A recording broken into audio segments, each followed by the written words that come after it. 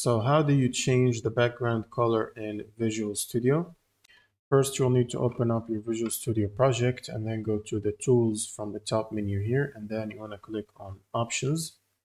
And from options, you want to expand the environment category and then look for fonts and colors and click on it.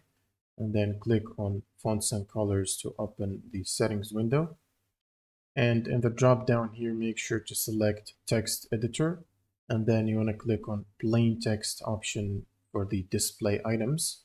And then on the right side panel, you should see item foreground and item background.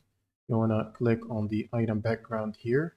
You can either choose from these colors or click on custom here and pick a custom background color. And then just press OK at the bottom here. And that should change the background color in your text editor in Visual Studio. And if you want to change your theme, all you need to do is go back to Tools and then instead here click on Themes. And you can either choose from these available themes right here, or you can use the system settings to match your system settings, whether it's dark or light mode.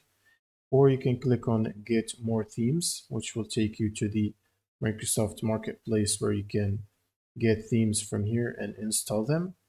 And that will require you to restart Visual Studio to apply it. That's pretty much it for this video. If you have any questions, leave them in the comments below, and see you on the next one.